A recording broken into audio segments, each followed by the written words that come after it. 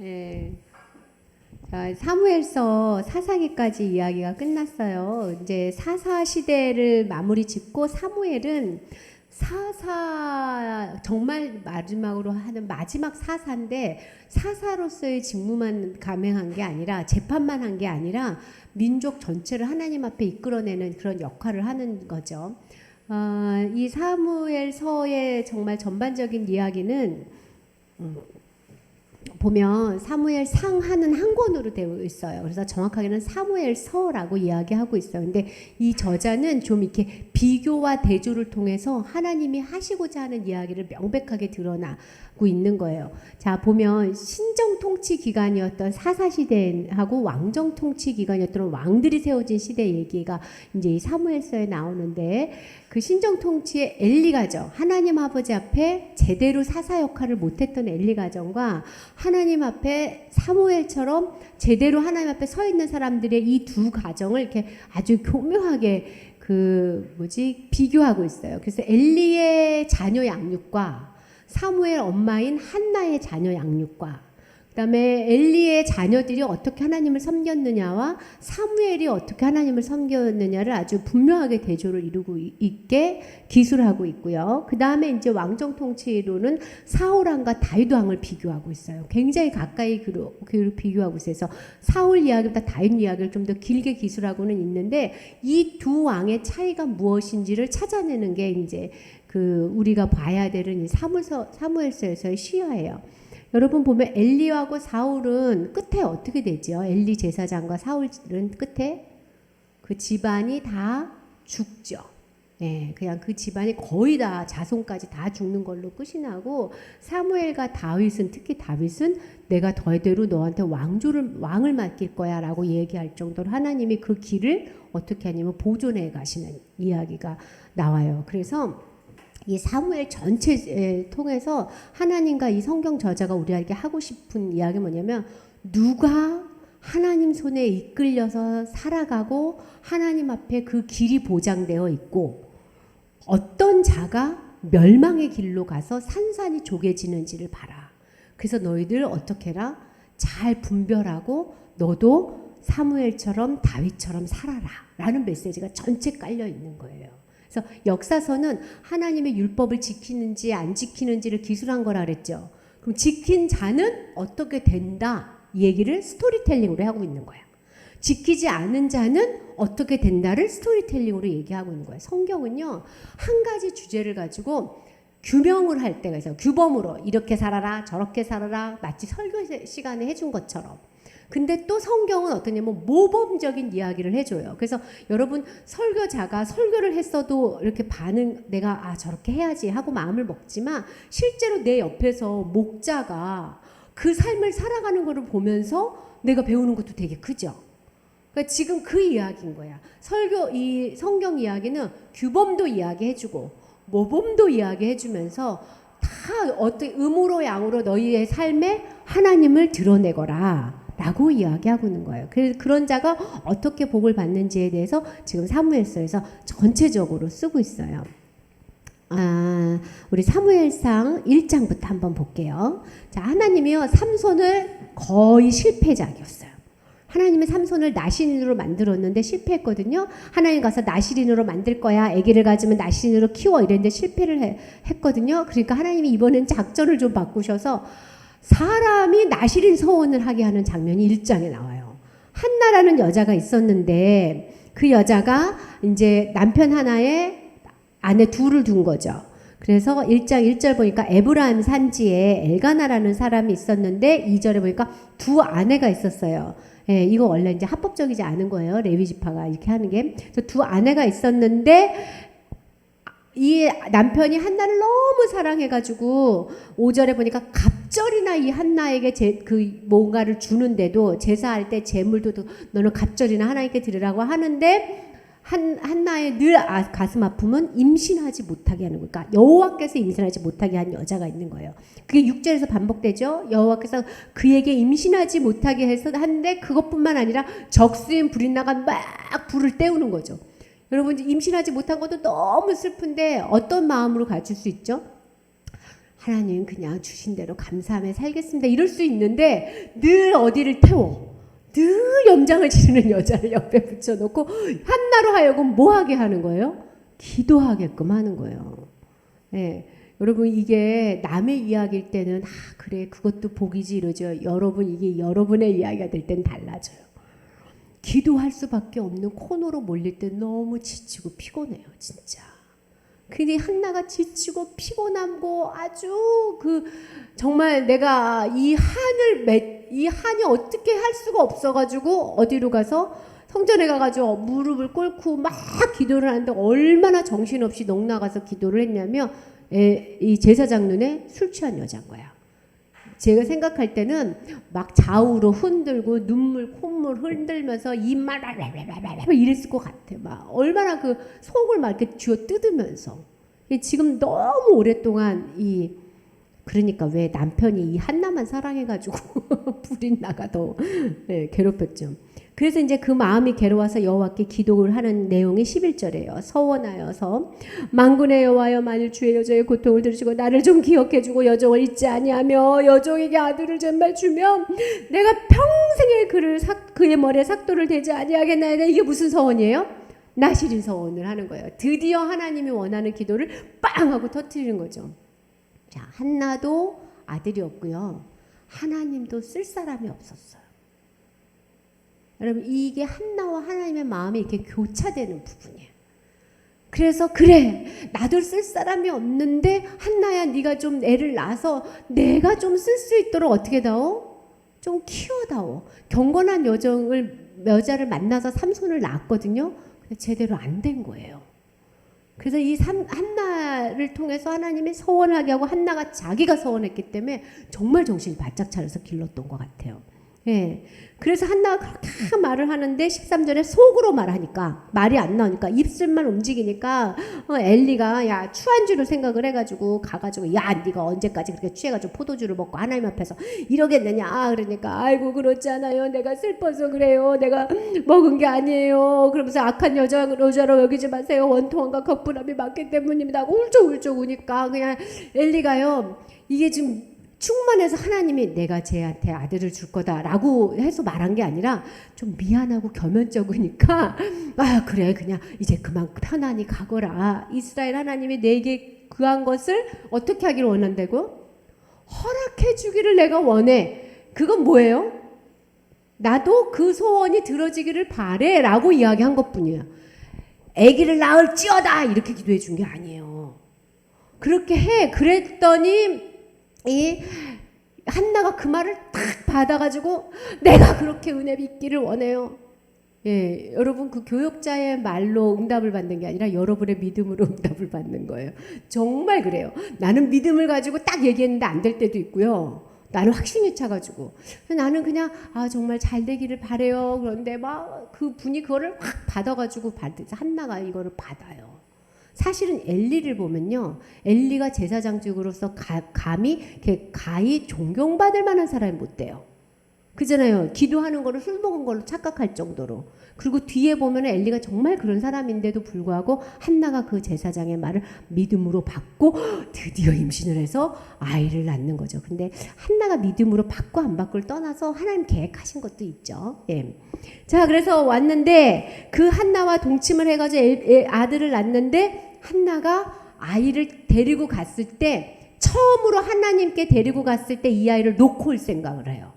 그래서 아이가 클 때까지 자기가 안 데리고 가요. 그리고 24절에 보니까 젖을 뗀 후에 이제 내가 얘를 어떻게 해야 되겠다? 나랑 분리해서 살 수 있겠다. 여러분 우리가 젖 떼는 건 한 2살, 3살 사이에 떼잖아요. 근데 2살, 3살짜리가 엄마 없이는 못 살아요. 밥도 못 해 먹고. 그 정도 젖 떼는 게 아니고 이스라엘 사람들은 5, 6살까지 먹여요. 심할 때 7살까지 먹여요. 그러니까 젖으로 주식을 삼는 게 아니라 젖이 이렇게 여러 가지 심리적인 작용, 소화제 이런 걸로 작용을 하거든요. 그러니까 이제 이스라엘 사람들 오래 먹이는데 아마 한나가 봤을 때 얘가 스스로 먹고 자고 옷 입고 화장실 가고 심부름도 할 수 있는 나이. 그러니까 한 6살, 5, 6, 7 요 정도의 나이쯤 된 것 같아요. 한나가 데리고 가네. 그렇게 젖된 후에 자, 24절 보면 수소 3마리, 밀가루 한 에바, 포도주 한 가죽, 예물을 딱 챙겨가지고 숫소를 잡고 아이를 데리고 엘리사장으로 가가지고 하는 말이에요. 26절, 당신의 사심으로 맹세하나이다. 내가 여기서 당신을 위해서 기도한 자이다. 내가 이 얘를 하나님께 드리려고 왔나이다 하면서 하나님께 딱 드리는 거예요. 여러분, 한나의 신앙이 어떤 것 같아요? 예, 저는 아주 그냥 뒤끝 아주 그냥 강하고 결심이 굳은 여인으로 보여요. 자기 마음이 흔들릴까봐 중간중간에 가지도 않고 열심히 길렀는데 이 젖될 때까지 길렀는데 얼마나 잘 길렀는지 사무엘 머릿속에 나는 하나님께 바쳐진 나시리니아가 꽉 박혀 있어. 이후로 엄마랑 살지 못하거든요. 사무엘이 혼자서 제사장을 도와서 사는데 머릿속 철저하게 머리부터 발끝까지 제사장으로 살아요. 이 5, 6살짜리가. 그러니까 여러분 사실은 이 5, 6살 때까지 아이들에게 뭐를 가장 심어줘야냐면 나는 누구인가를 심어주는 거예요. 나는 누구인가. 자, 여러분 나는 누구이라고 생각하고 우리 애들이 커야 되죠. 나는 하나님의 아들, 하나님의 딸, 내 나라는 하늘나라. 나는 여기로 파송돼서 온 사람. 이게 강력해야 돼요. 여기서 먹고 살려고 온 게 아니야. 나는 할 일이 있어서 이 땅에 보내심을 받은 사람이야. 이 메시지가 귀에 못이 박히도록 들어가야 돼요. 진짜. 이렇게 못이 박히도록 들어가면 애들이 이제 어느 순간에 대해서 이래요. 하나님이 나를 낳는데 하나님을 내가 못 만난단 말이에요. 그 하나님이 없는 것 같단 말이야. 그러면은 어떻게 해야 되냐면은 하나님을 만나지 않으면 자기 정체성 자체가 다 바뀌어야 되는 상황이 돼요. 그래서 아이들이 하나님 앞에 굴복을 해요. 하나님, 내가 하나님을 만나든지 하나님을 떠나든지 해야 된다. 이렇게. 그래서 여러분, 제가 그 6살까지의 그 아이들한테 가장 많이, 너는 알지 못하지만 하나님이 너를 자녀로 삼으시고 이 땅에 보내셨다. 그래서 네가 해야 될 첫 번째 임무는 하나님을 만나는 거다. 참된 하나님을 만나는 방법은 이런 거다. 이것이 저희도 이제 우리 교회도 어린이 부서가 있고 중고등부가 있는데 이것만 되게 반복해. 이것만. 그래서 너희들은 예배 드리러 올 때 어떻게 하냐? 구원을 받았냐? 하나님은 만났냐? 하나님 만나려고 어떻게 하나님께 오느냐? 이게 다 정체성 교육이에요. 오늘은 조금 이 사무엘을 통해서 가정 교육을 할 거니까 아이들에게 하나님의 자녀라는 정체성을 심어주고 있는가 한번 돌아보시기 바래요. 이 땅에서 사는 거에 대해서 기술을 가르쳐주냐고 연연해 하지 마시고, 자, 그 다음에 2장에 한나가 사무엘을 딱 놓고 되돌아 나오면서 한 기도 찬송이 2장 전체를 하고 있는데 이게 사무엘서에서는 굉장히 중요한 노래예요. 이 노래가 다윗이 마지막에 하나님한테 승전 노래를 불러드리거든요. 사무엘서 앞에 한나의 노래와 사무엘서 뒤에 다윗의 노래가 가로가 쳐지고 그 안에 내용이 들어가 있어요. 그래서 이 가로가 무슨 내용인지가 이 사무엘을 관통하는 주제예요. 어떻게 한나가 찬송을 하냐면 2장 1절 보면 끝에 내가 주의 구원으로 말미암아 기뻐한다. 하나님 나를 구원하셨다는 거예요. 2절에 보면 주밖에 다른 하나님은 없다. 하나님은 어떤 하나님이냐면 4절 용사의 활은 꺾이고 넘어진 자는 힘으로 또 띠를 띄운다. 6절 여호와는 죽이기도 하고 살리기도 하시고 7절 가난하기도 하시고 부하기도 하시고 모든 것이 누구 손에 있다? 하나님의 손에 있다라고 이야기해요. 자, 아이를 놓고 나오는 엄마의 찬송이에요. 그러면 우리는 주로 뭘 말해요? 이 아이를 잘 살펴주시고 외롭지 않게 하시고 밤에 무섭지 않게 하시고 먹여주시고 입혀주시고 이렇게 기도를 해야 되는데 한나는 아이를 하나님께 놓고 나오면서 뭐라고 믿음이 생겨요? 이 아이를 하나님이 죽이기도 하시고 살리기도 하시고 하나님이 알아서 책임질 거라고 찬송을 하는 거예요. 그래서 한나 머릿속 깊은 곳에 있는 하나님의 마음이 터져 나오는데 이게 이런 거예요. 9절. 그가 그의 거룩한 자의 발을 어떻게 하신대요? 네. 하나님의 사람은 하나님이 알아서 지킬 거니까 내가 어떻게 안 해도 돼요? 애걸복걸 안 해도 돼요. 진짜. 여러분 자녀 하나님 지켜요. 그래서 여러분 자녀가 하나님 못 만나잖아요. 그럼 하나님이 지켜가려고 그 아이를 푸시해 올 수도 있어요. 그거를 가로막고 쓰지 마요. 여러분이 해야 될 기도는 뭐냐면 정말 1분 1초라도 하나님을 빨리 알게 해주세요. 그게 가장 큰 복이니까. 그래서 하나님은 자기의 자녀 거룩한 자의 발을 어떻게 해요? 지켜주시고 10절이에요. 여호와는 어떡한 사람을? 하나님을 대적하면서 교만한 사람을 산산이 깨어지게 하시는 분이라는 거예요. 그래서 마지막 10절 끝에 자기의 기름 부음을 받은 자의 뿔을 높이 들려주실 거다. 그러니까 이 사무엘서는 뭐냐? 하나님의 거룩한 자가 발이 어떻게 지켜지는지 보여주는 장이에요. 하나님을 대적한 자, 하나님을 교만해서 대적하는 게 무슨 행동인지 구체적으로 나열해줘요. 그 사람이 어떻게 산산이 깨지는지를 보여줘. 그리고 하나님이 기름 부은 자를 얼마나 높이 들어 쓰시는지를 보여주는 거예요. 사무엘 전체가. 그리고 다윗이 마지막에 그 높이 들릴 뿔로써 높이 들렸잖아요. 다윗이. 하나님이 그 걸음걸음을 지켜주잖아요. 다윗이. 그것에 대한 하나님의 화답송. 그래서 뒤가 예언적인 찬송으로 지금 이야기하고 있어요. 그래서 이 사무엘서를 읽으면 여러분이 아주 불타는 마음이 있어야 돼. 내가 이번 주에 이 사무엘서를 읽으면서 너무 확신했어. 그래, 내가 하나님의 거룩한 자로서의 길만 떠나지 않으면, 그리고 내 안에 예수 그리스도가 나를 이끌어 간다면 내 발은 어떻게 할 거다? 하나님이 지키실 거다. 나이가 들면 나약해져서 자꾸 사람 의지하게 되거든요. 사람을 의지하다가, 남편을 의지하다가, 돈을 의지하다가, 자식을 의지하다가 이 마음이 향방 없이 가지 않아요? 순간순간. 물질을 의지하다가 건강이 약해지면 막 어떻게 하면 건강해야 되는지만 생각하다 이렇게 우리의 마음이 향방 없이 가는데, 여러분 명심해야 돼요. 거룩한 자로 살면 주님이 지켜주세요. 이 거룩은 예수 그리스도를 내 마음에 모시고 그 예수님이 사는 것처럼 살아가는, 하나님을 의지하는 자가 거룩한 자예요. 그래서 이제부터 교만한 자 누구예요? 엘리와 엘리자드 아들. 거룩한 자 누구예요? 한나와 사무엘. 대조하면서 써요. 자, 어떻게 대조를 하냐면 11절. 아이는 제사장 엘리 앞에서 여호와를 섬겼대요. 이 아직도 아이는 제사장 그 사무엘은 엘리 앞에서 여호와를 섬겼는데 12절. 엘리의 아들들은 행실이 어떻대요? 행실이 아주 나빠서 여호와를 알지 못하였더라, 알지 아니하였더라, 이런 표현인데, 하나님을 알지 못하면서 이 사람들이, 이 제사장들이 어떤 일을 하냐면 14절 보니까 이렇게 제물을 이렇게 예물을 드리려고 고기를 삶으면 제사장 몫이 따로 있어요. 뭐 가슴살, 앞다리살 이렇게 딱 있는데 새고장을 가져가서 아무거나 팍 찍어가지고 탁 가져가는 거야. 그러면 아이고 제사장님 그 부분은 하나님께 드려져야 될 부분인데요. 나는 이 부분이 좋아. 아마 맛있는 닭다리살을 원했는지 난 이 부분이 좋아서 새고장으로 팍 찍어서 가고, 아직 하나님께 번제로 드려지기도 전에 지가 원하는 부분 뺏어가고, 그러면서 이 제사장들이 뭐를 없앴냐? 제사법을 업신여겼다. 자, 하나님을 대적하는 자 첫 번째 특징, 제사법을 업신여겨요. 예배를 대충 아무렇게나 드려도 마음에 상함이 없어. 여러분, 제가 지금 20몇 살부터 지금까지 신앙생활 하는데 여러분들을 제가 보는 게 일주일에 한 번 보잖아요.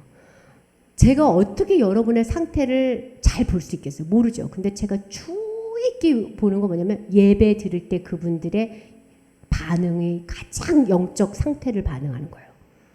그렇기 때문에 나도 내가 예배 드릴 때 하나도 하나님 앞에 드려지지 않는 자세로 예배를 드리잖아요. 내가 나 병 걸렸구나, 나 감기 걸렸구나, 영적 감기 걸렸구나.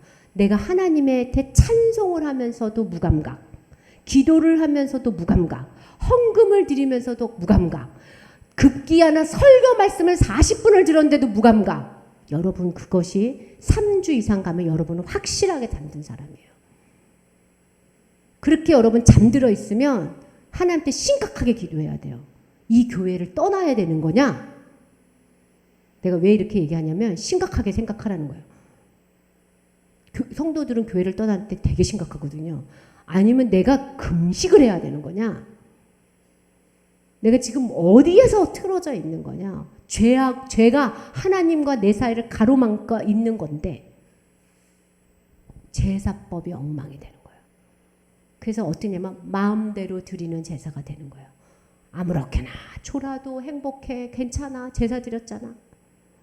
예수 그리스도가 하나도 높임을 안 받아도 괜찮아.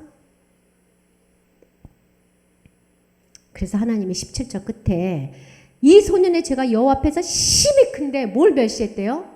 제사를 멸시했더라. 여러분의 주일 설교, 주일 예배가 여러분의 신앙의 하이라이트 꽃처럼 표현되어져야 돼요.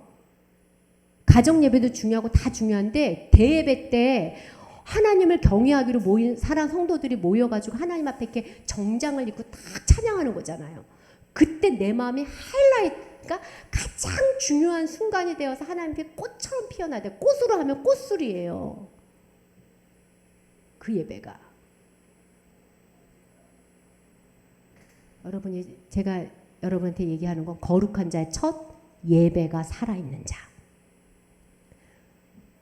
그런데 18절에 그렇게 멸시하였더라 하는데 바로 이어서 대조하죠. 사무엘은 어렸는데도 아직 어떻게 해요? 세마포 에봇을 입고 여호와 앞에 섬겼다는 거예요. 세마포 에봇 누가 입어요?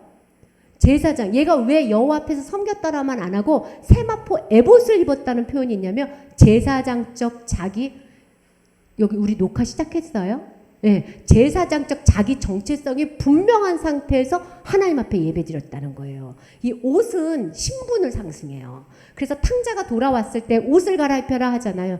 성경에서 옷은 다 신분이에요. 신분. 그러니까 지금 자기 신분이 뭔지 안 거예요? 제사장이라는 걸 아는 거예요. 여러분, 여러분의 신분이 예수 그리스도의 거룩한 옷을 입은 제사장이에요. 우리가 옷을 이렇게 하얗게도 입고 빨갛게도 입고 나타나지만 하나님이 보실 때는 뭐예요? 예수 그리스도의 옷을 입은 사람들이야, 여기가 다. 그래서 그렇게 섬겼는데 그것을 누가 그렇게 하셨냐면 19절에 보니까 어머니가 매년 제사를 드릴 때 무엇을 지어 갖고 왔대요? 그 겉옷, 제사장의 겉옷을 날마다 지어 갖고 왔다는 거야. 입히면서 뭐해? 더 큰 옷을 입었으니까 더 하나님을 잘 섬기는 제사장이 되세요. 사무엘, 너는 이 땅에 태어날 수 없는 애였어. 하나님이 제사장으로 만들려고 태어났어. 제사장으로 크세. 저는 이 민족에게 사무엘 같은 아이 하나가 태어나면 이 민족에 살 수 있을 것 같아요.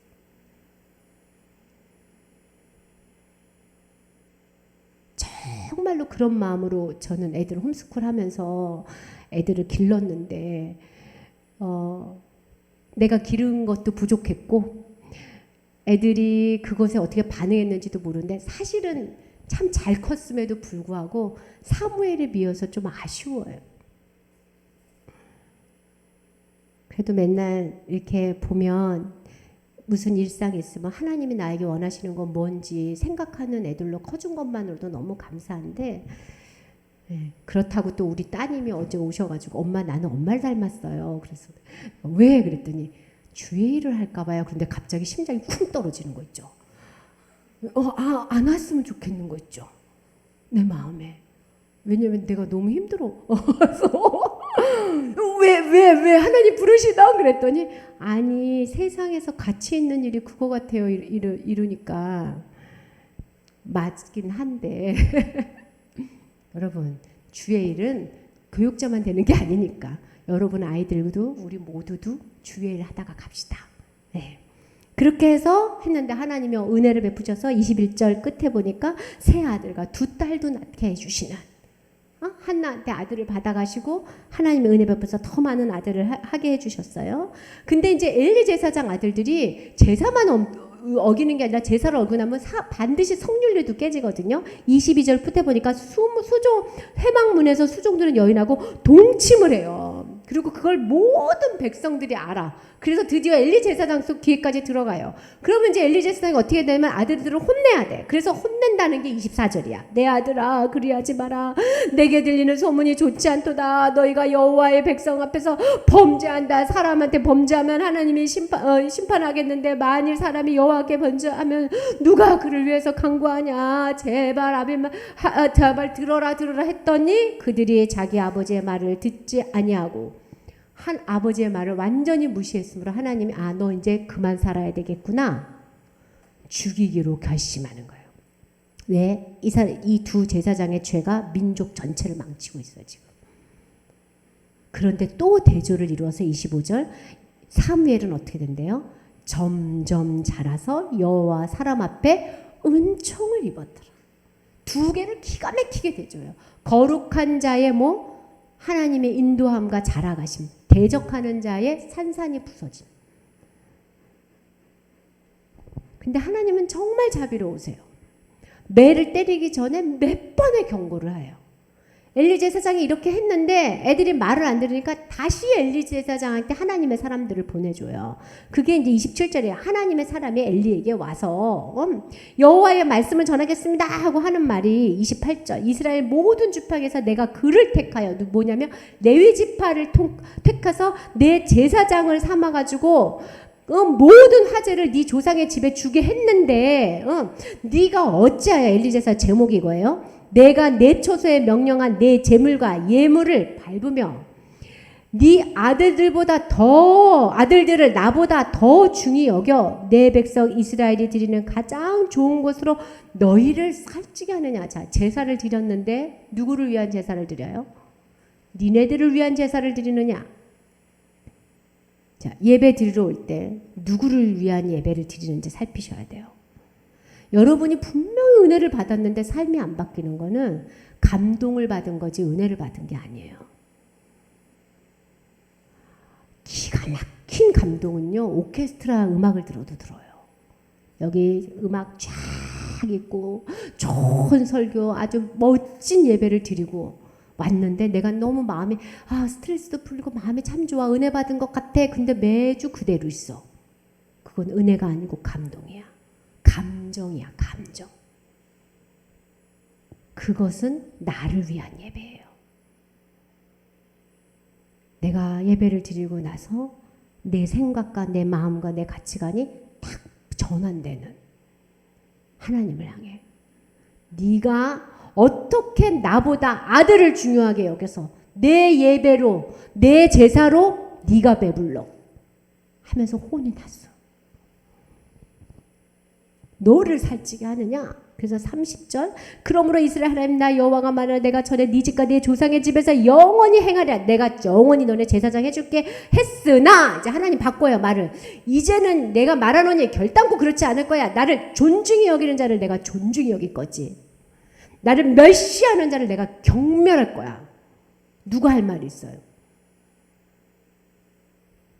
하나님은 평등하세요. 하나님은 진짜 평등해요. 비가요, 우리 땅에만 안 오고요, 죄 정말 많이 짓는, 정말 죽어서도 싸다라고 생각하는 죄인 집에도 비가 와. 그죠? 얼마나 평등하세요. 그런데 하나님은 너무 평등하세요. 자기를 존중한 자에게 더 존중해요. 여러분, 주님 위해서 사세요. 여러분이 하나님 앞에 더 드리세요. 주님 아세요. 하루 종일 주님 생각 한 번도 안 하고 내 행동이 하나님 앞에 어떤지 아무런 의식도 없고 내가 제사장으로 이 땅에 살아가는 게 아무렇지도 않는 자는 하나님을 경멸하는 자예요. 주일날만 와서 딱딱딱 예배 드리는 자. 그런 자가 뭘 하나님 앞에 그렇게 많이 바래. 제가 원래 주특기가요, 야단치고 협박하는 거예요.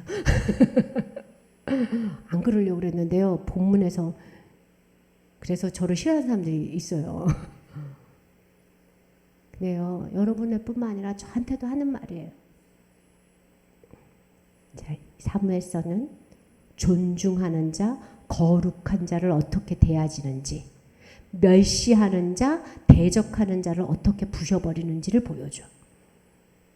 근데 이게요, 순식간에 일어나지 않고요, 한참 있다 일어나니까. 죄를 지면 바로바로 때리시질 않으니까 하나님이 이렇게 경고한다니까요. 그래서 하나님이 너 계속 그렇게 하면 32절 끝에 네 집이 영원히 노인이 없을 거야. 노인이 없다는 얘기는 뭐예요? 젊어서 다 죽을 거야, 네 자손이. 응? 할 거야. 그리고 34절에 홈리아 비느하스를 내가 한날에 죽일 거야. 이 징표로. 내가 죽였다는 뜻으로. 그리고 35절에 나를 위하여 충실한 제사장을 내가 다시 내 마음에 내 뜻대로 행할 자, 내 집을 견고하게 세울 자 내가 다른 사람으로 해가지고 지금 준비시키고 있다. 누구예요? 사무엘.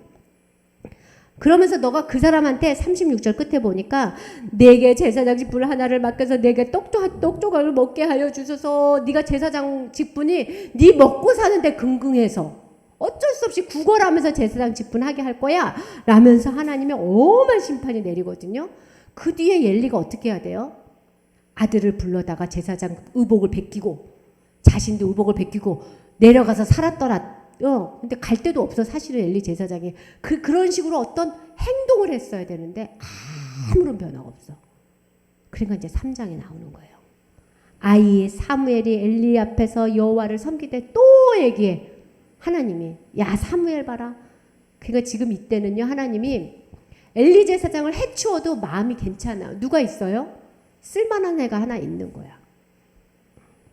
그런데 그 아이였을 때는 여호와의 말씀이 희귀하여 하나님 말씀이 잘 안 내려왔어요. 왜냐하면 통할 사람이 없으니까.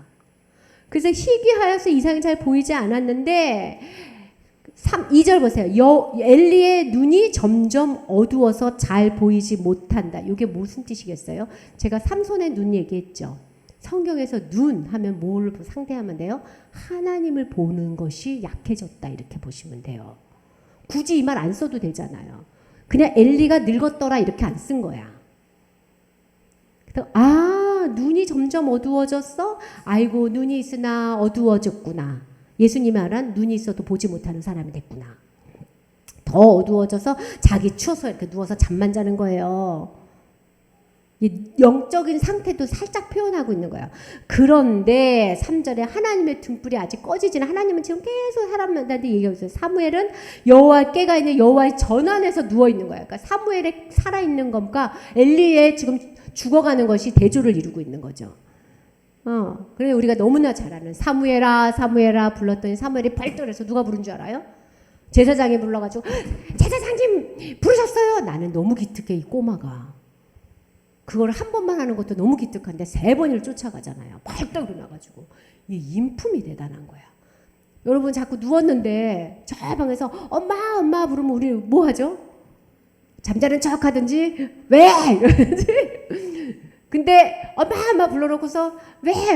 엄마 뭐라고 해도 안 되면 나중에 대답도 안 하잖아요. 근데 얘가 3번이나 쫓아가는 거예요. 이 처소가 가깝지 않았을 텐데. 하나님의 음성을 못 알아듣는데 들리기는 하니까 제사장님인 줄 알고 뭐가 부족하신 줄 알고 얘가 사람한테 이랬으면 하나님한테는 오직 하겠어요. 자다가 일어나서 이러는 사람인데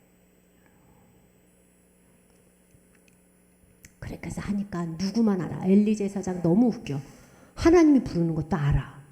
그래서 야 하나님 부르시나 보다. 다음부터는 오지 말고 주의 종이 듣겠습니다 하고 무릎 딱 꿇고 앉아서 하나님하고 대화해라. 그렇게 얘기를 해줘요. 그러니까 엘리가 하나님을 모르는 사람이 아니에요. 그래서 9절 중간에 보면 여호와여 말씀하옵소서 주의 종이 듣겠나이다. 여러분은 언제 그런 자세로 앉아 있어야 되는 게요? 주일날 설교 시간에 주여 말씀하옵소서 주의 종이 듣겠나이다.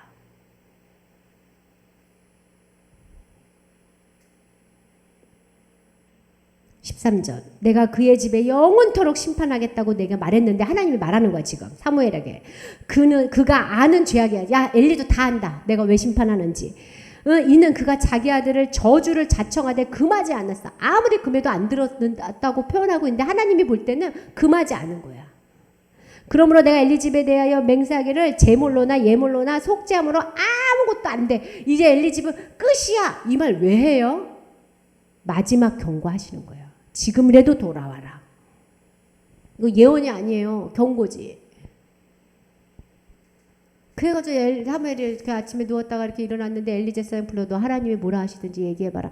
사무엘이 말을 못하고 쭈삐 아이 정확하게 말해야 된다니까 하나님 앞에서. 네가 들은 거 빨리 말해. 그러니까 그냥 사무엘이 조마조마하면서 18절에 자세히 말하고 조금도 숨기지 않고 그 얘기를 그렇게 자세히 얘기해줬어. 그랬더니 엘리 제사장 말 한번 읽어보세요. 시작. 어딘지 몰라요? 18절 중간. 시작. 네. 잠깐 제가 너무 더워가지고. 아 여러분 제가 너무 진도가 확 넘어가요? 그냥 말해놓고서 이를 계획하시니 여호와시니까 선하신 대로 여러분 이게 죄를 지적당한 사람의 할 말이 아니죠. 그게 한마디로 엘리 제사장의 신앙을 보여주는 거예요. 그리고 19절에 사무엘이 자랐어요. 그의 말이 하나도 땅에 떨어지지 않게 하나님이 하시는 거예요. 사무엘에게. 하나님을 경외하는 자에게. 그래서 20절에 온 이스라엘이 사무엘이 하나님 앞에 사사로 세웠구나. 선지자로 세우셨구나 해서 사무엘은 선지자와 사사를 같이 한 사람이에요. 하나님의 말씀도 전해주고 재판도 하고 했구나. 그러면서 21절에 아까 3장 1절에 말씀이 희귀했죠. 근데 이제 21절에 실로에서 다시 나타나서 하나님 말씀하기 시작하는 거예요. 여호와의 말씀으로 하나님을 계시하기 시작하는 거예요. 모세 이후 처음이에요. 하나님의 말씀을 직접 듣고 전해준 사람. 그래서 사무엘의 말이 온 이스라엘을 다스리고 있을 이쯤에 사장이 있는 거예요. 언약궤가 빼앗겼어. 제가 빨리 가야 되네요. 자세히 얘기해가지고. 네. 그런데 이제 4장 1절에 블레셋 사람이 쳐들어왔어요. 블레셋 사람이 쳐들어왔는데 이 사람들이 이기고 싶은 거야. 자꾸 밀리니까. 그래서 어떤 생각이 들었냐면은 여러분 지성소 안에 뭐가 있냐면 법궤가 있어요. 거기는 누가만 들어가죠? 대제사장만 1년에 한 번 대속죄를 하고 나서 들어가야 돼. 그 함부로 꺼내오는 게 아니에요. 근데 이 사람들이 법궤에는 누가 앉아 계시죠? 하나님이 앉아 계시니까 하나님의 막강한 힘으로 승리를 하고 싶어가지고 어디를 가냐면 블레셋 전쟁터에 법궤를 메고 나가는 거예요. 여호와께서 우리와 함께 하시면 승리할 수 있을 거다 그러면서 홈리와 비누아서 그걸 메고 옆에를 메고 그거를 나가는 거예요. 이렇게. 이유는 딱 하나예요. 하나님을 이용해서 뭐 하고 싶어요 지금? 승리하고 싶어서. 하나님 입장에서 볼 때 뭐예요? 야 니네가 지금 나보러 전쟁 승리하게 해달라고 나 이끌고 나가냐? 쉽게 말하면 내가 자동차냐? 니네가 핸들 잡은 사람이고 오른쪽 하면 오른쪽하고 왼쪽 하면 왼쪽하냐 법궤가? 하나님이요 이걸 에레미야 할 때 뭐라고 얘기하냐면 성전이 있어가지고 우리는 명하지 않는다. 성전이 있어가지고 멸망하지 않는데 자기네들은 죄를 가득 지어놓고서 하나님이 법궤 그때 다 뺏겼지. 성전 있어도 다 망해. 하나님 제일 싫어하는 신앙이 하나님을 조종하는 신앙이야. 예배 잘 드려서 하나님 나 기도 응답해 주세요. 내 자식 풀어주세요. 조종하러 나가는 거 딱 아시고 하나님은 어떻게 해요? 법궤 뺏겨요. 너네가 그렇게 중요하게 생각하는 법궤 확 뺏기고요. 그날 전쟁에서 얼마나 많이 죽었냐면요. 몇 절이냐면 10절 끝에 3만 명이 죽었어요. 이스라엘 사람들이. 11절에 엘리의 두 아들 홈리와 비나스가 그날에 다 죽은 거예요. 그리고 이제 엘리한테 더벅더벅한데 그 엘리 때 표현 봐보세요. 15절에 엘리의 나이가 98세인데 눈이 어두워서 보지 못 이제 완전히 어두워졌다는 얘기예요. 엘리가.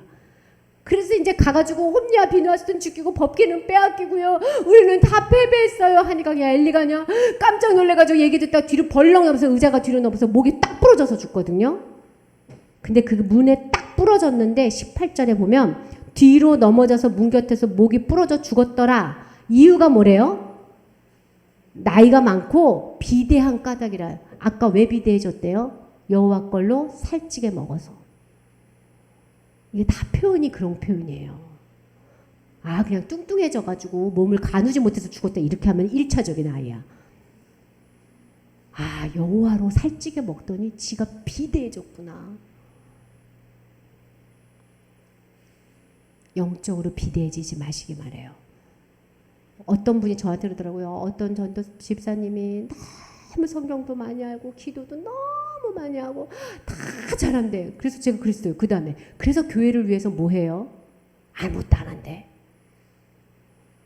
정상 아니에요. 뭐 1, 2년은 그럴 수 있죠. 여러분의 신앙이 공동체를 위해서 휴지 하나 안 줍는 거는 정상 아니야. 물론 노인네가 되면은 중보기도로 해주는 거죠. 여러분이 공동체를 위해서 정말로 움직일 수 있어야 비대해지지 않아요. 신앙은 나타나게 되고 있어요. 그때 옆에서 임신한 비나스 아내가 아이를 낳으면서 자기 아버지 죽고 시아버지 죽었죠. 법궤는 빼앗겼죠. 자기 남편은 죽었죠. 자기 도련님은 죽었죠. 막 이런데 애는 또 나오는 거예요. 애들 막 나오면서 얘가 죽어가요. 이 부인이 막 죽어보면서 21절 중간에 보니까 이가봇 여호와의 영광이 떠났다 이러면서 애를 하고 툭 죽은 거예요. 여러분 얘는 얼마나 슬퍼요. 자기가 생일날 엄마 아빠 삼촌 할아버지 다 죽고 이스라엘을 완전히 패망한 날 태어난 거예요. 그래서 하나님의 궤를 빼앗겨서 떨어졌다라고서 눈을 감는. 여러분 하나님을 조종하려고 했던 이스라엘 이게 홈리아 비느하스의 재만으로 이렇게 된 게 아니에요. 하나님을 이용해서 뭔가를 얻으려고 했던 이스라엘에게 경고하는 거예요. 나는 너의 경외를 받고 예배를 받을 존재지 너희들이 나를 조종해야 되는 건 아니야. 여러분 신앙생활 잘 관리하셔야 돼요. 우리는 아차하면 사람도 조종하고 하나님도 조종하는 사람이 돼요. 여러분 우리 자녀들 조종 잘하죠? 타고난 조종꾼들이잖아요. 우리가 울다가 웃다가 화내다가 먹일 거 줬다가 뺏었다 하면서 누구 원하는 대로 내가 원하는 대로 하려고 하잖아요. 이러고 나니까 블레셋의 법궤는 갔어. 하나님이 이스라엘 백성한테 난 간다 그러고 갔는데 돌아는 와야 되겠어. 그래서 거기에 다곤신을 딱 부러뜨려가지고 사람들이 보니까 아니 우리 신이 다 부러졌네. 제가 이제 시간이 없으니까 빨리 스토리 해줄게요. 했네. 그러고 나서 끝난 게 아니라 하나님이 악종을 쫙 그러잖아요. 아마 쥐로 인한 악종 같아요. 악종을 불러가지고 아이고 이거 아무래도 법기 때문에 이런가 보다 하고 블레셋 사람들이 다른 가사 지역에서 에글론 쪽으로 다 지방으로 돌아다니는데 가는 족족이 독종이 일어나는 거예요. 그러니까 블레셋 방백들이 모여가지고 아무래도 법궤 같아요.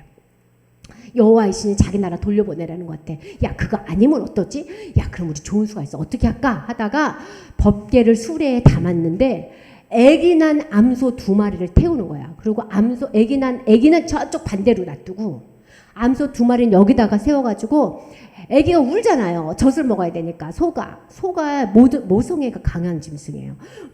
매 우는데도 돌아서 가지 않고 자기 새끼한테 가지 않고 그 하나님의 나라로 가면 이건 진짜 법궤 우리가 갖고 와서 이렇게 된 거야. 근데 그냥 가지 말고 속건제물 드리자. 얘네들 봐요. 하나님한테 잘못했다고 제사 드린대잖아요. 그래서 쥐 모양 독종 모양으로 금을 다 담아가지고 정성을 다해서 했는데 그 소가 어떻게 갔대요?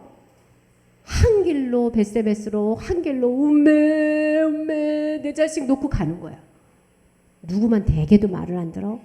사람들만 말 안 듣지 짐승들은 다 말 들어.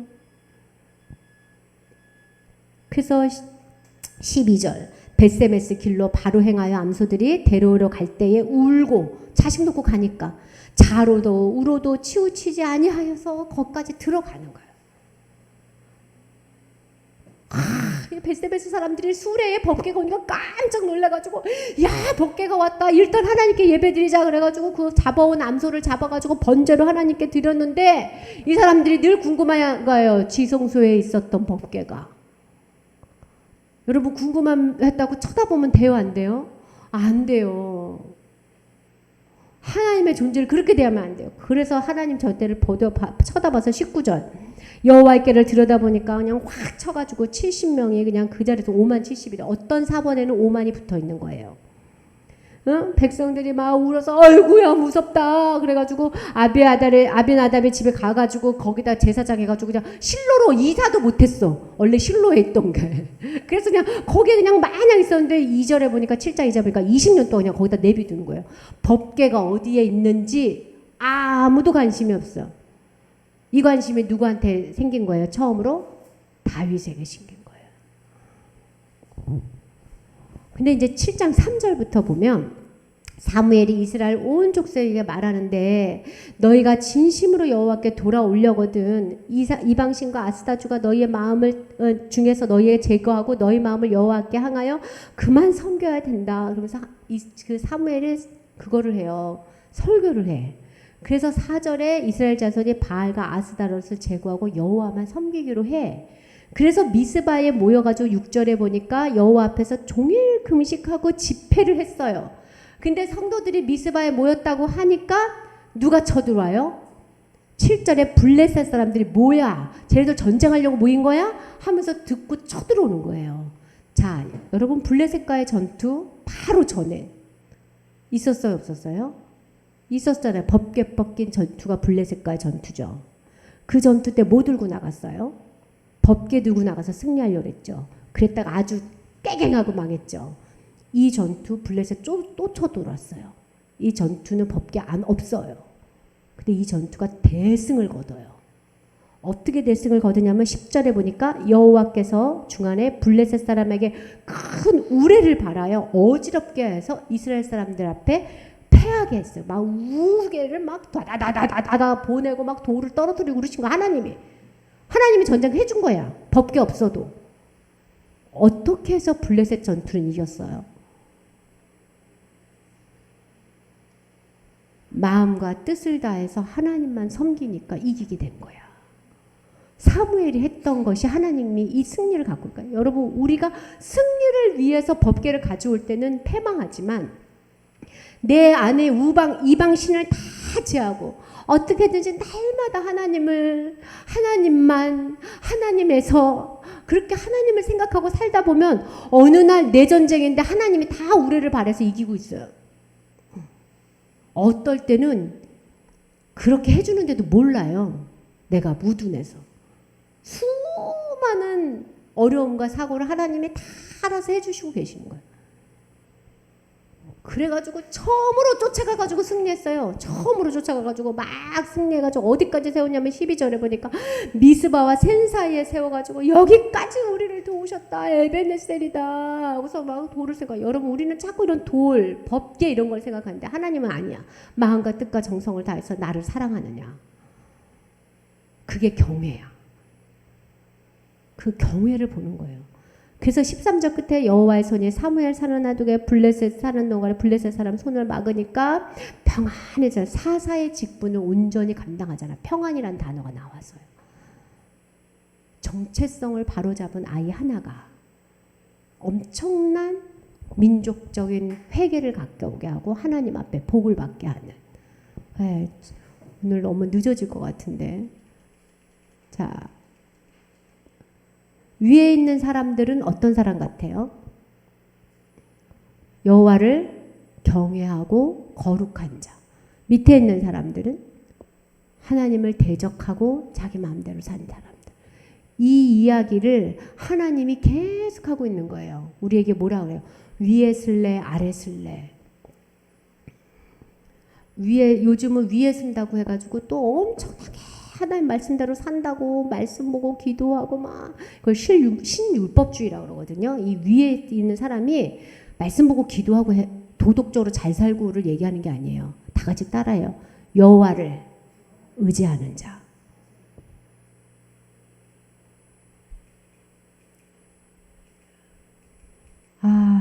이거를 말을 못할 것 같아요. 여러분, 잠언의 곳곳에 아이의 마음에는 미련한 게 얽혀서 징계해야 된다. 매를 아끼는 사람은 자식을 미워하는 거다.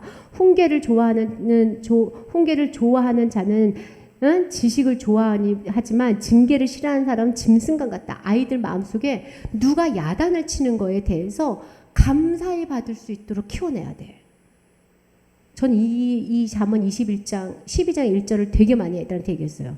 훈계를 싫어하면 짐승이야. 엄마 말을 싫어하는 사람은 짐승이라 그랬어. 감사하며 받아야 돼. 그래서 아이를 꾸짖는 걸 삼가하지 말아라. 매질을 한다 해서 죽지 않는다. 매질하는 것이 오히려 그의 목숨을 수월해서 구하는 일이다. 이렇게 잠언을 이렇게 뽑아놓으니까 애들 시큰 때려야 되겠다 생각하면 안 돼요. 어떻게 바른 길로 인도해야 될 것인지를 깨워서 살으라는 거야. 어떻게 정체성을 넣어줄까. 그런데 반복되는 죄에 대해서는 아이들한테 몸을 고치기 위해서 엄마랑 어떻게 약속을 할까. 그래서 아이하고 함께 훈계를 결정하고 훈계를 따라서 아이들이 훈계 안에 있어야 되는 거예요. 여러분, 제가 가끔 이제 이 사진 보여드리는데 이게 뭐 하냐면 탈세례식이에요. 영국 애들인데 어렸을 때 자기가 원치 않은데 유아세례 줬다는 거야. 그래서 자기가 하나님 자녀 된 게 싫다는 거예요. 자기는 이걸 벗어나고 싶어. 그래서 드라이기로 말리는 거예요. 그러니까 옆에 있는 애들이 막 반응해. 이제 너는 드디어 여호와라는 신의 규범 안에서 벗어나서 마음대로 살 수 있는 존재가 됐다. 우리 애들은 이렇게 탈세례식까지 안 하지만 부모한테 받아야 될 마땅한 하나님의 정체성에 대해서 잃어버리고 싫어하고 마음이 아파.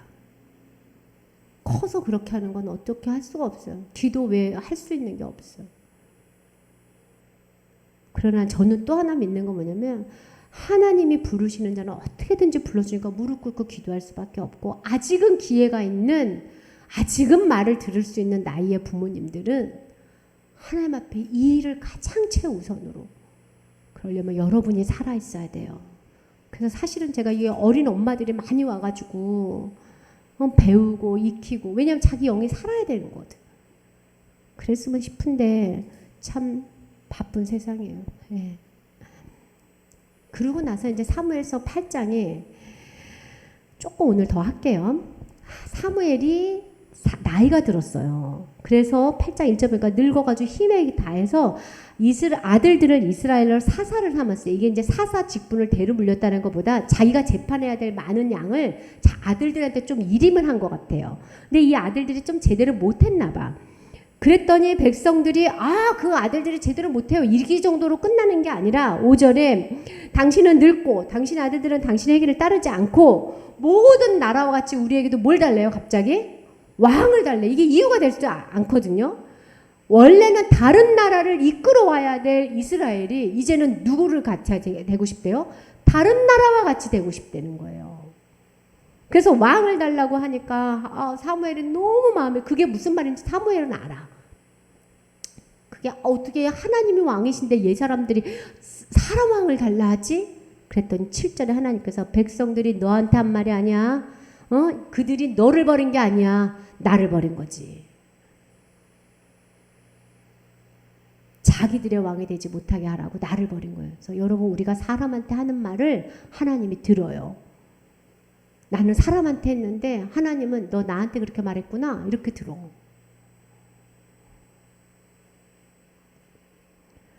그래서 8절 끝에 나를 버리고 다른 신들 섬긴 같이 너한테도 그렇게 하는 거다. 그러면서 왕의 필요성이 있지만 왕이 어떻게 할 것인지에 대해서 설명을 해주라는 얘기가 12절부터 쭉 나와요. 너희 아들들을 천부장과 50분주로 군대를 끌어갈 거란 얘기예요. 13절 너희 딸들을 데려가서 향로를 굽는 시종으로 삼을 거라는 거예요. 14절 밭과 포도원과 감난원에 제일 좋은 것을 가져갈 거예요. 소득을 깨주니까 아들도 뺏어가지 딸도 뺏어가지 소득도 뺏어가지. 15절 보니까 11조까지 관리와 신하들한테 다 맡기지. 16절 노비와 가장 아름다운 소년과 나귀를 끌어서 자기를 시켜 네한테 가지고 있는 노비까지 다 자기한테 될 거고 17절 끝에 너희가 그의 종이 될 거다. 최악상이야 최악상. 그래도 좋겠냐 왕이 있어야. 그랬더니 19절에 백성들이 사무엘 말 듣기를 거절하고 아니로소이다 우리도 우리의 왕이 있어야 되겠습니다. 왕이 전쟁을 해줘야 되겠습니다. 눈에 보이는 왕을 원합니다. 그래서 그 사람들이 말하는 게 20절이에요. 다른 나라와 같이 되기를 원합니다. 야, 돈이 그렇게 많으면 돈 관리해야 되고 힘들어. 아유, 야, 그렇게 하면 안 돼. 돈의 노예가 되고 막 이렇게 얘기해 하나님이. 적당히 먹고 살고 이렇게 너 안 굶며 죽여 이렇게 얘기하는데 우리가 뭐라고 아니었다 최소한 지분이 있어야 되겠습니다 막 이러는 거야. 제 말에 너무 설득력 있죠? 근데 난 너무 그 마음이 이해돼요. 우리나라 이 현장에서 정말 우리가 불안할 수밖에 없는 이 현실인 거예요. 우리가 세상 사람처럼 살기를 원하지 말고 세상 사람이 나처럼 살기를 원하게 살라는 거예요. 세상 사람들이 나처럼 어떻게 사는 줄 알아요? 아무것도 없는데 너무 행복하게 사는 거지. 세상 사람들이 이해하지 못하죠. 너 뭐가 그렇게 좋냐? 아유, 주님이 다 해주시고. 우리 친정 엄마가 믿음이 더 좋거든요. 우리 친정 아버지가 저한테 그러더라고요. 야 현주야, 나는 니네 엄마 같은 믿음이 있으면 좋겠다. 뭐든지 하나님이 해준대. 그러니 얼마나 편하겠냐. 우리 아버지는 자기가 해결해서 살아야 되는데 뭐든지. 그래가지고 니네 엄마는 아주 그냥 지하철에서 출입구를 못 찾아도 기도를 한다는 거야. 하나님 어디로 나가요? 이러고. 그럼 우리 아버지가 막 미치겠대. 우리 엄마 때문에 사람한테 물어야지. 그래서 그러면 엄마가 몰라요? 그랬더니 근데 신기하게 잘 찾아온대. 세상 사람들이 우리의 믿음을 부러워하게끔 이렇게 해서 하나님이 왕에서 내려와요. 백성들이 내려와 달라고 하니까 왕이 필요는 하겠지만 이렇게 너희들을 괴롭힐 거야 하고 경고 준 다음에 왕에서 내려와서 9장부터는 사람의 왕인 사울이 세워지는 이야기가 다음 주부터 이어져요. 오늘 이야기가 좀 길어졌는데 우리 찬송하고 하나님 아버지 앞에 나가죠.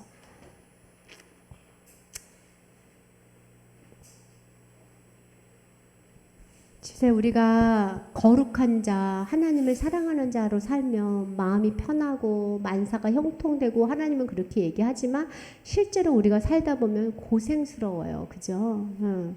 338장. 그 고생스럽다고 여겨지는 그 고생이 우리에게 복이라는 찬송이에요. 그래도 더 하나님께 가기를 원하는 찬양. 하나님 나를 그렇게 만들어주세요 하는 찬양할게요. 338 내 주를 가까이 하게 함은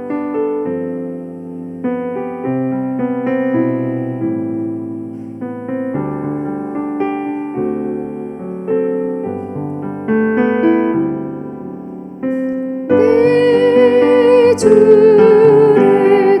하게 함은 십자가 짐 같은 고생이나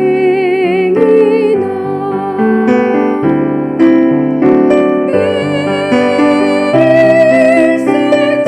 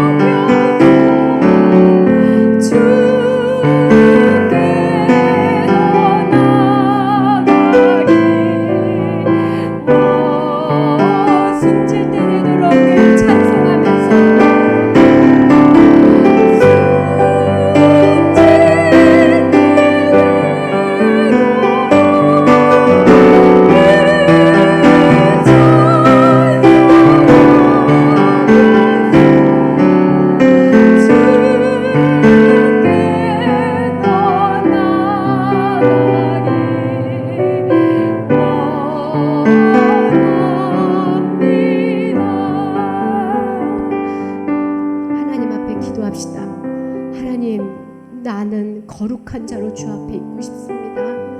하나님, 삼손처럼 자신의 입장, 하나님 자신의 부르심을 망각하고 눈에 보이는 대로 사는 것이 아니라 사무엘처럼 하나님 아버지 앞에 서서 내 에봇을 입고 하나님을 섬기는 자 되게 하여 주시옵시고, 룻처럼 하나님 이방인으로 태어났어도 주의 날개 안에 들어오는 하나님의 은혜를 사모하는 인생 되게 해달라고 오늘 말씀을 가지고 하나님이 주시는 말씀 들어가면서 우리 다 같이 간절히 기도하겠습니다. 하나님 도우십니다.